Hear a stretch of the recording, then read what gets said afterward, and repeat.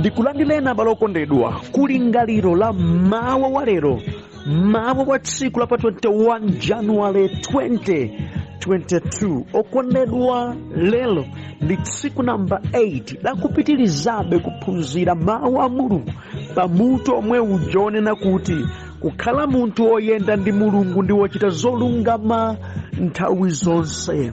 Okondedwa, phunziro namba 9 la mawa wa lero lichokera pa Genesis 41 verse 25 mpaka na 36, komanso Mlaliki 3 verse number 1 mpaka na verse number 8. Ndipo izi zitipatsa gawo B la chapter cha 41. Ameni. Ndidzayamba kuwerenga pa Genesis 41 ndime yake ya 25 mpaka na 36. Mawu a Mulungu mchichewa cha lero akuti, ndipo Yosefe anati kwa Farao, maloto awiriwa ndi ofanana ndipo ali ndi tanthauzo limodzi. Mulungu waulira Farao chimene atachite.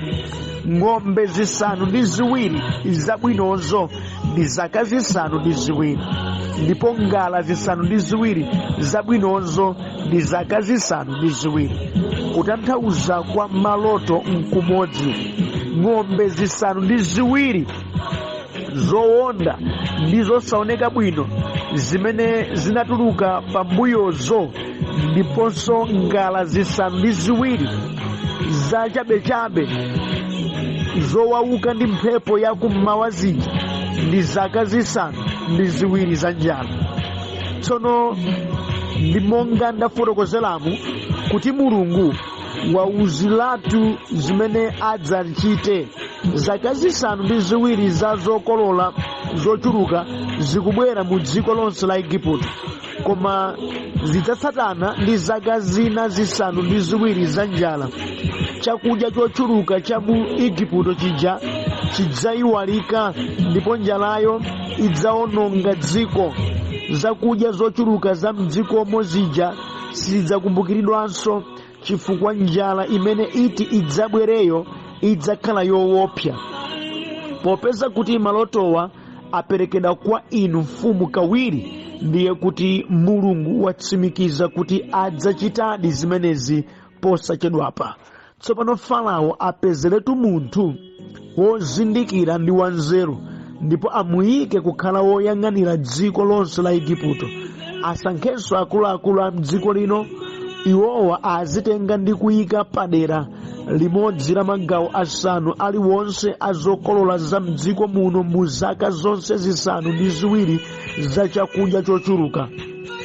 Iwo asonkhanitse zakudya zonse za mzaka zabwino zikubwerazi. Pansi pa ulamuliro wa Farao, akuluakuluwo asonkhanitse ndi kusunga bwino tirigu m'mizinda yonse. Chakudya chimenechi chisungidwe kuti chidzagwiritsidwe ntchito mzaka zisanu ndi ziwiri za njala imene ikubwerayo mu Igupto, kuti anthu a mdzikoli asadzafe ndi njalayo. Ameni. Tiyeni tiwerengenso ku Mlaliki chapter number 3 ndime yake yoyamba mpaka na ndime ya number 8. Mawu a Mulungu akuti, chinthu chilichonse chili ndi nthawi yake ndi nyengo yake yomwe anayika Mulungu.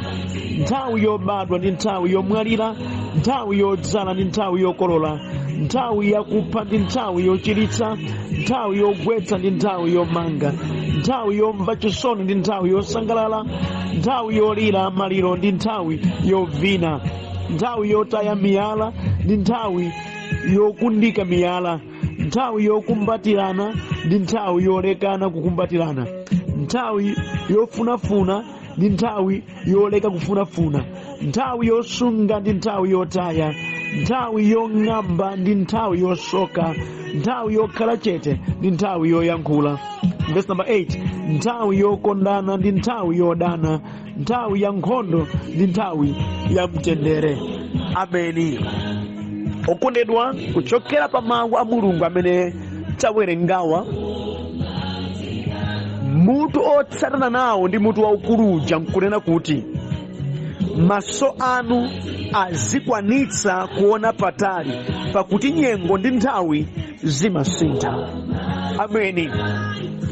Maso a munthu wina aliyense olengedwa ndi Mulungu okhala m'dziko azitha kuona patali, popeza nthawi ndi nyengo zimatha kusintha. Kunena kwina, musapuse ndi nyengo imene mukudutsamo pano, kaya nyengo yopweteka, kaya nyengo yokondwera, namati idzakhala choncho mpaka na kalekale. Ayi, palibe nyengo imene ili permanent, imatha kusintha nyengo.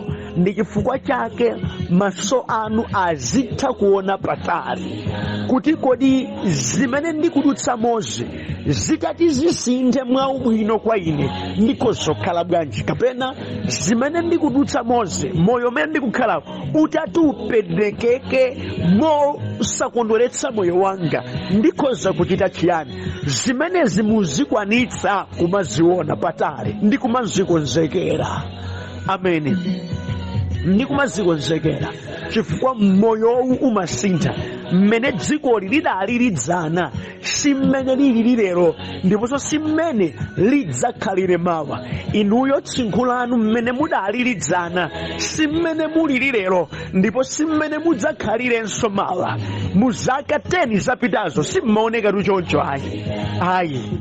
Andi panopa mwasintha kwambiri, andi muzaka 10 zikubwera kutsogolo simuoneka so choncho. Ayi, musinthaso kwambiri. Ichi chikumadziwa ndi kumachikonzekera. Ameni.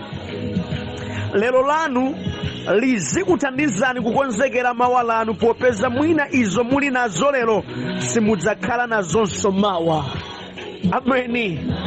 Chimene muli lero chizikukonzekeretsani ku chimene chingathe kubwera mawa, popeza kuti mwayi umene muli nawo lero, zisomo zimene muli nazo lero, mpata muli nawo lero, nkutheka mwina mawa simudzakwanitsanso kukhala nazo. Ndi chifukwa lero lino mukhazikiretsetu mfundo zothandiza moyo wanu, ngakhale mnyengo imeneyo imene mpata muli nawo lero simudzatha kukhala nawo.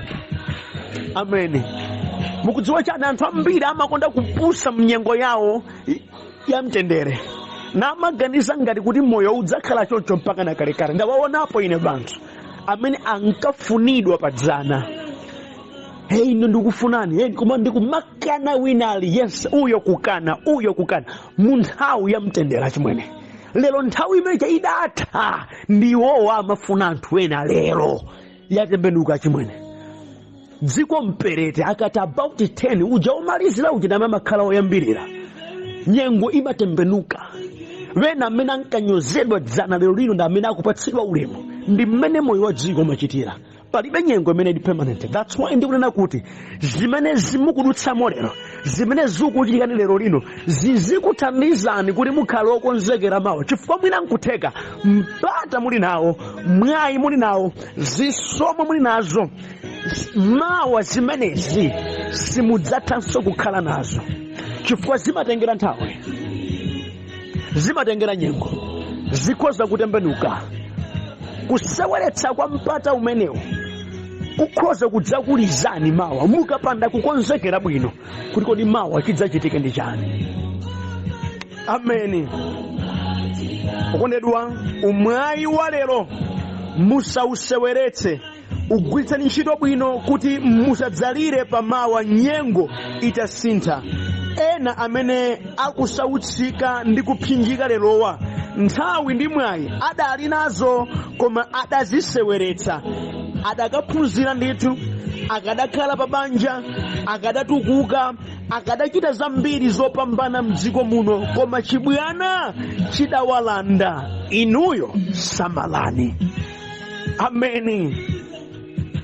Mwayi umene muli nawo, mpata umene muli nawo, musauseweretse koma ugwiritseni ntchito bwino kuti ukupindulireni lero ngati maziko ndi kutsogoloko udzakupindulirensoni kuti mudaganiza bwino padzana, mudakonzekeratu padzana, zidayenderatu padzana.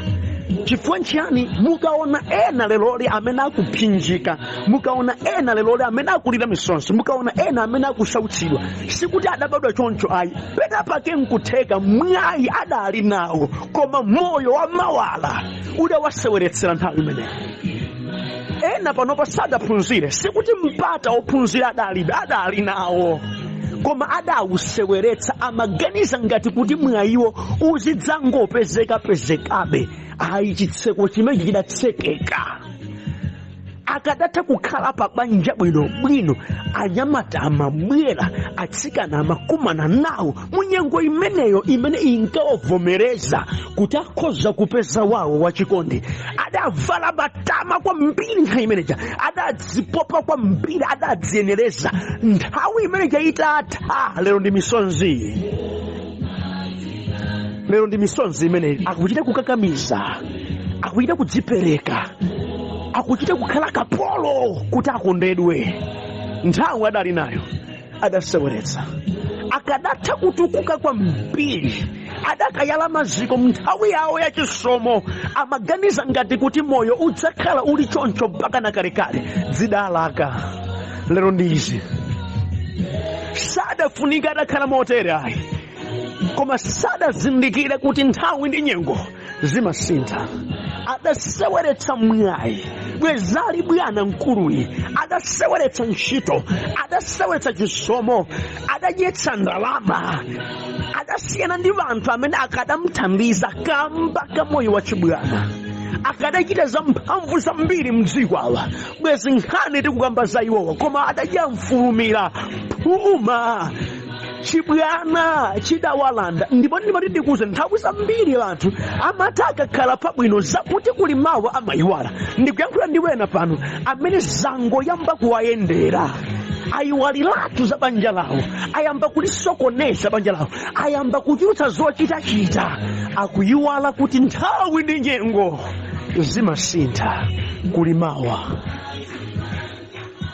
Ambiri amene akusautsidwanso mwina lero, mpata akati chete amakumbukira ndidali nazo, koma moyo wa chibwana udandifikitsa pano. Ndivomere wena akudutsa muzopweteka zina kamba ka nkhanza za anthu wena, aliponso otero, koma wena ndithu ndi chibwana chawo, ndipo amati akakhala chete saloza socha la wina ayi, amadziwa kuti izi ndi zadala langa, ndi chibwana changa, ndi masewera anga, izizi vuto ndi ineyo.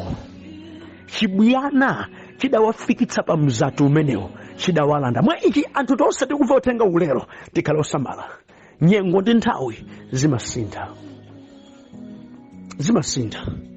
Mufune musafune, pa 31 December 2022 ndi tsiku lomaliza la chaka chino.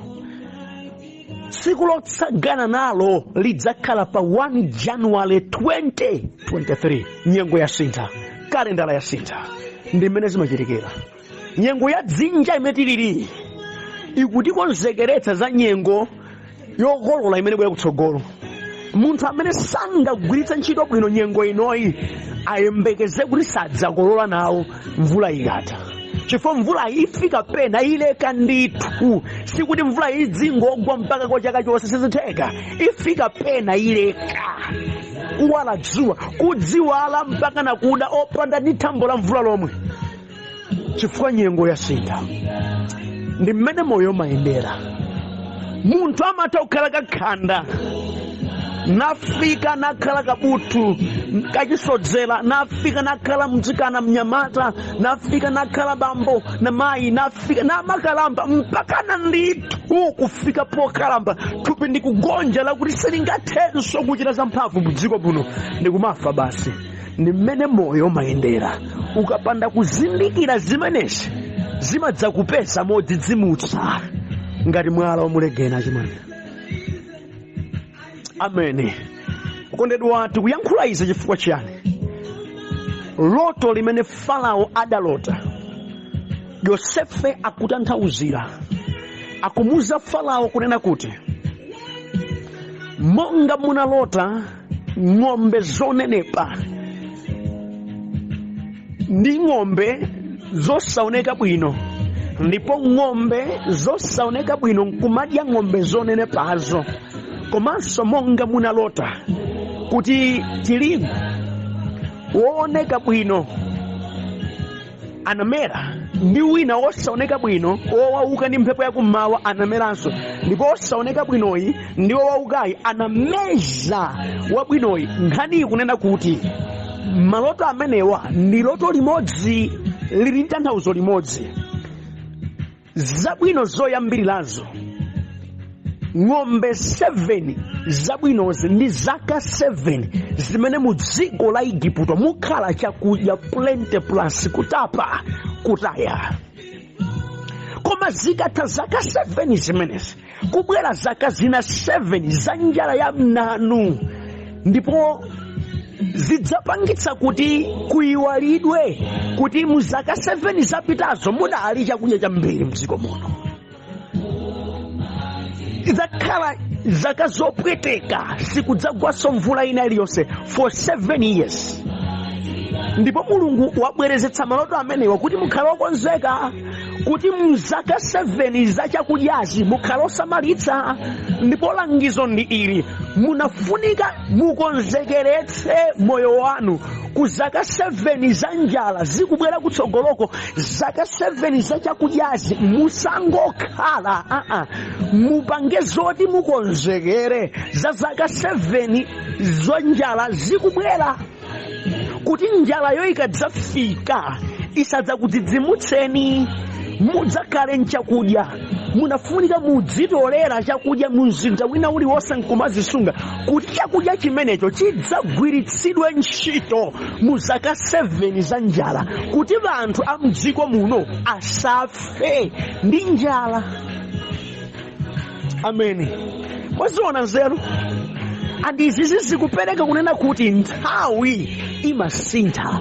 That's why kumlaliki chapter number 3 verse 1 mpaka verse number 8 amachita kuonetseratu ilipo nthawi yochita izi ndi nthawi yochita izi, nthawi yochita kuonetsa kuti nthawi imasintha. Kena kalikonse kali ndi nyengo yake. Mwa ichi inunso munafunika mudziwe lero kunena kuti monga kudali kotanthauzira loto limeneli mpaka natu pano zikadachitika, imafikapo nthawi ya zabwino. Ndipo nthawi ya zabwino ikafika, anthu ambiri amakomedwa nayo, sakonzekera. Za zaka 7 za njala zikubwera, mapeto wake zimadzawapeza modzidzimutsa. Ambiri amene akulira lero ndonena kuti mu zaka zawo 7 za chakudya adatayirira, adayesa moyo udzakhala choncho, adachulutsa masewera. Lero mpaka akuti tilinawo anthu ambiri okondedwa amene adali mabwana, adali pa moyo wa tasatasa, makamaka ambiri azandale zimene zimakonda kuachitikira. Adakhala pa chimpando chonona, adapatsidwa pa ulemu. Mu zaka zimenezo sadakonzekeretse kuti kuli mawa. Zikawathera amakhalanso anthu omvetsa chisoni. Sandale okhayi, ngakhalenso anthu ena azoyo zosiyanasiyana amene akamachita zinthu zawo sadzikonzekeretsa kuti kodi moyo wanga after this ndidzapanga chiyani, ndikhozokhala bwanji mnthawi ino, kuti mu nthawi iyo imene ndidzakhale opanda ulemu ndidzapatsidwe nso ulemu, ndingakhale bwanji ndi wanthu. Okondedwa, anthu satero amayiwala, amamba kunyoza anthu ena, sasamala zina, apusitsidwa ndi zaka 7 za chakudya, ayiwala kuti kuli mawa. Ndikukamba ndi wena pano amene adali anthu amatama kwambiri zedi mu nthawi yawo ya tasatasa. Zitatha zaka 7 za chakudya zosakonzekera, zaka 7 za njala zidakulukuta modzidzimutsa. Fondikambe nanu abale wanga, kena kalikonse kali ndi nthawi yake. Munafunika muzisamala. Alipo ambiri mu nthawi yoyilizuwayendera ndi nthawi imene amachulutsa zibwana, kuyamba zibwezi, kusasamala banja, nyumba zawo samanga, kutangwanika ndi zambiri. Ati popeza ali mu nthawi ya tasatasa, ayiwala kuti izi zikatha, akapanda kukonzekera bwino, muzaka zikubwera zosowa zimene mpata uwu udzakhala kuti kulibe, adzasauka kwambiri zedi. That's why ndikukulangizani mawa lero kuti maso anu adziona patali. Mu nthawi imene Mulungu akukupatsani chisomo, musaganize kuti zitakhala choncho mpaka na kalekale. Mulungu amakupatsani ndi zina zakutsogolo komwe, ndiye zimene muli nazozi muzigwiritsa ntchito bwino. That's why Yosefa akuti mupeze munthu wanzeru amene akhoza kukwanitsa kusonkhanitsa izizi kuti zidzagwiritsidwe ntchito mu nthawi ya njala. Ndiye kuti moyo wa dziko uno unafunikanso kukhala ndi nzeru pakachidwe kena kalikonse. Okuti mukalemera si nthawi yozuza banja, si nthawi yoyamba chibwana, mudzalira pamawa ino chifukwa mukuseweretsa zimene Ambuye wakupatsani. Mukachidwe chisomo ndi Ambuye zimafunika nzeru. Mukamakhala mmoyo zimafunika nzeru. Nyengo zikamasintha chemwa zimafunika nzeru, chifukwa sizidzapitirira izi kuli mawa nthawi ya chilala ikhoza kufika. Zimayendera zaka zinthuzi, zimayendera nthawi zinthuzi. Mudzikhala osamala, msamanyamwe inu samanyade, mudzalira pamawa ino. Samalitsani nthawi yanu ya chisomo. Ameni. Ndikuputsa chiyani mmawa wa lero? Mu nthawi yanu ya chisomo khalani osamala, musachulutse zochitachita, koma muzikhala okonzekera kuti ngakhale nyengo itasintha singakuzunzeni ndi kukupezani modzidzimutsa, koma idzathandizabe moyo wanu kupita patsogolo. Ndikuyankhula panopa ena moyo mene alimo sakadakhala otero, koma mu nthawi yawo ya mtendere, mu nthawi imene anali so marketable, nthawi yawo yakutchuka, sadasamalitse, sadayike maziko, adachotsa zibwana mpata umenewo udatha. Adalipo anthu odziwika ndi otchuka, adadziwika, atatchuka, adayamba zibwana, chuma adagwirapo ndithu, mwayi adagwirapo ndithu, koma zimene adachita ndi mwayizo zidapindulire. Okotero zinazi sanangomutenga kuti Mulungu ngoyipa yese wandifulatira. Iya tete tawuyang'anani moyo wanu. Kodi nthawi ya chisomo mudalibe? Aliyese akundimva pano ayang'ane vuto lake limene ndithu ndikuvomereza likukusautsani, fine and good.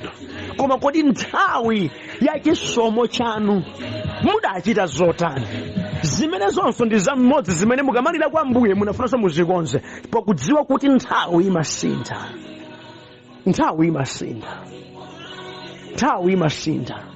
Alipo pena pano pasakugwira ntchito, koma nthawi yakuti agwire ntchito adali nayo. Koma nthawi imene amasankha ntchito, no iyo I know this, no apo no. Ambuye amati kutsegula khomo iliwo kutseka, utsegula khomo iliwo kutseka, utsegula khomo iwe ndi nthawi ya chisomo ino. Sadazindikire lelodi akusowa ntchito, koma adakana ma dimensions ambiri amadabwera pa moyo wawo. Pano wadi kupemphererani zoona, yes, kuti mwina Ambuye achiteso chisomo, chifukwa chisomo choyamba mudaseweretsa. Abusa ine banja, fine, koma nthawi ya chisomo sidafike. Mupeza kuti idafika, koma no mudakhala nawo ma choices. No ineyo ndinotalikirapo ndi uyu ngwamfupi ndi uyu yayi, ine ndinoyererapo ndi mafunanso ujeni uyu ngoderapo. Nthawi ya visankho sadasamalitse, lero lidzaka zikupita ndipo mtima wayamba kutentha. Chifukwa chiyani? Adasewetsa nthawi ya chisomo. Nthawi ya chisomo adasewetsa. Mulungu adakulumikizani ndi wanthu nkuteka mu nthawi ya chisomo, koma makani uyu yine kumene kunchokako kunchokako nthawi idapita. Nthawi yophunzira sikuti kudalibe, idaliko. Makolo alipo nthawi imeneyi, mmati mwapita sukulu imwe achokako, ine kuyayi amaonda kudya nyemba ndipite kwa ndachokapo sukulu yabwino, ndiye mukandisankhira yabwino pamene dzapita ku sukulu. Nthawi imeneyi idadutsa, lero mudakula simungakhalenso mkalasi nkuteka. Nthawi imapita. Nthawi imapita. Andi nthawi simadikira munthu. I think topic imene dzakamba kutsogoloko, nthawi sidikira munthu ayi. Kaya inu mukuchedwa, kaya mukuchita zotani, koma nthawi imangopitabe basi. Mukusinthabe basi. Mukudziwa chanu okondedwa, zimene munafunika muzichite musanafike zaka 20, mukachedwa zikusautsani. zimene zafa zichitike mutafika pa zaka 20 wafika 30 mukati mwachedwa zikusautsani. Zimene munafa muchite kuyambira zaka 30 mpaka kufika zaka 40 mukatichedwa zikusautsani. Chifukwa nthawi dzingosinthabe basi. Kutsogoloku ngakhale mutazifuna bwanji thupi lanu mphamvu ziteka kuti zatha simudzakwanitsa kuzichita. Olo kutumikira kumene munafunira mutachitike muli ndi mphamvu. Nyengo imene iniyo mukhoza kukwanitsa kuyenda kutani kupanga zambiri munafa muchitidetu.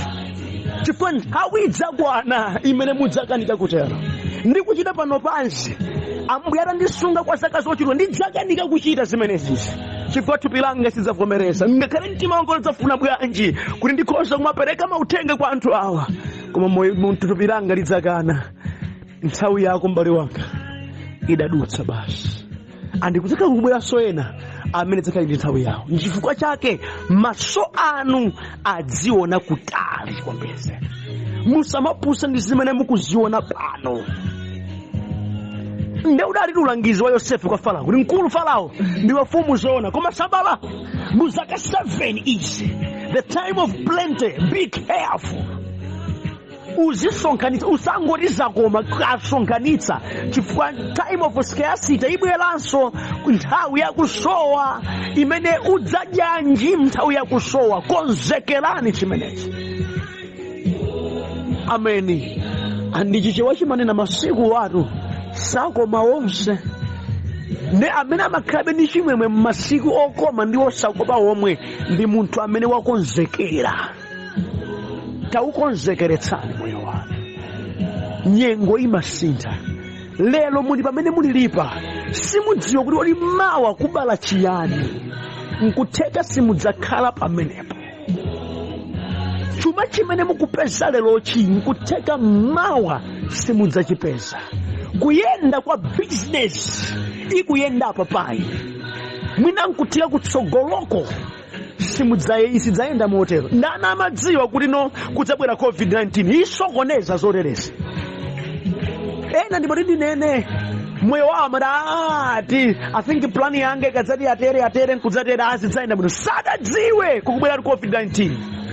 COVID-19 ndikubwera phandi kutsekereza kena kalikonse kamatali nako. Andipopeza kuti sadakonzekerenso samasunga kukena kalikonse adasautsidwa mu mtima. Ndichopinja ndikumvetsetsa koma mbali ina chimwene simudakonzekere kuti nyengo imatha kusintha. Okondedwa, kutanthauzira kwa loto kumene Farao adalandira kuchoka kwa Yosefe kuti cheule mmutu kupakhala wanthu okonzeka. Kukonzeka pa zathupi izi tidzikhalanso okonzeka. Pamene tikukonzekera zoka kumana ndi Yesu kumwamba kuti tikhoza kuchoka mdziko muno tidzikhalanso okonzeka pakena kalikonse kuti chitika. Maso athu adzipanga master nyengo zimene tikudutsamo kuti okay ndili mu nthawi iyi koma ndidziwa kuti zikhozanso kusintha mwina ndikhaliretu okonzeka. Ameni. Chifukwa chake muchidziwa kondedwa nyengo zina zikhoza kudza kumana nazonso ngati Ambuye atakonda kuti zitero. Koma zilipo zina zikati zadutsa zili ngati zaka. Mutafuna bwanji simungabwerere ku 2021 sizingatheke. Tadutsa amene ndipono wasanduka history silidzabwerakonso basi. Andi olo mutafuna bwanji moyo mwanu zaka zanu sizingabwerere zizipanga +1 ndi ulendo ndithu umenewo basi. Beauty yanu zikayipanga fedi, mphamvu zanu zikutha, kuganiza kwanu kwamba kuzolika, mwamba kugonja ndithu mdziko muno. Izizi zikonzekereni. Andi pakudziwa kuti zimatero zikupangitseni kukhala ochangamuka ndiona patali.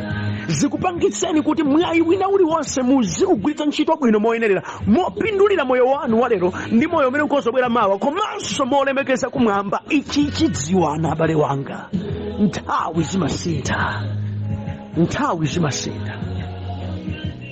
zimasintha.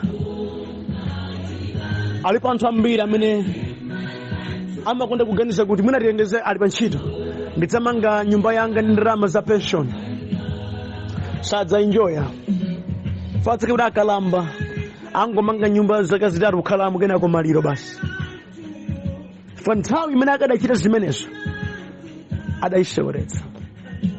Kuganiza kwawo adakuyika pa chinthu chimodzi basi, pa chinthu chimodzi, pa chinthu chimodzi. Kukula kwawo konse sadayambe business,